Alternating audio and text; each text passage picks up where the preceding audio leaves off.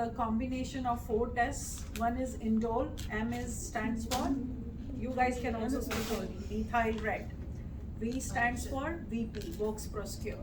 And C stands for citrate. So you have to know all these things, okay?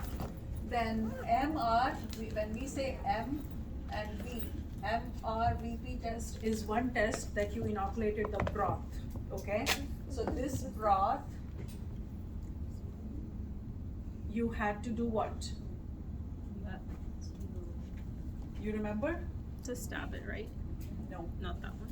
it was a broth. So broth you Oh, cannot gotcha. stab anyways. So you pour a few drops of methyl red.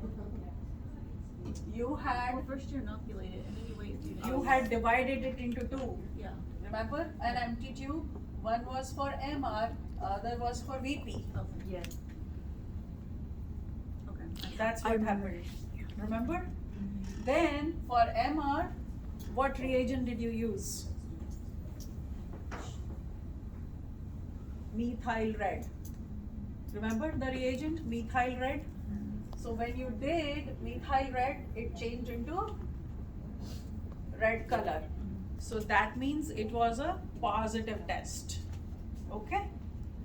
So you stop here if your organism becomes methyl red positive. Make sense? Then if you did not get red color, then you continue with the VB test. Remember? So what were the reagents? So if this gets positive, that means we are testing for mixed fermenters. Mixed acid fermenters. Very good. Yes. Thank you for doing that. Yeah. Yes. So now for VP, what did we look for?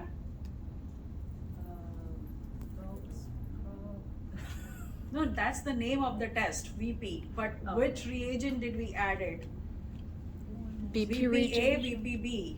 Yes. Okay? So when we added that, remember, we kept that tube for 30 minutes, right? Either we did that or we boil it. So if it changes to, Brown red. yes, if it changes to brown red, that means it is a Positive test. positive test for VP. Okay, so those which are not mixed acid fermenters, they are going to show VP. Okay, so there are 2 bacteria that you can identify based on that. One is E. coli and one is Enterobacter aerogens. Okay, so you can differentiate them on the basis of these 2. Okay.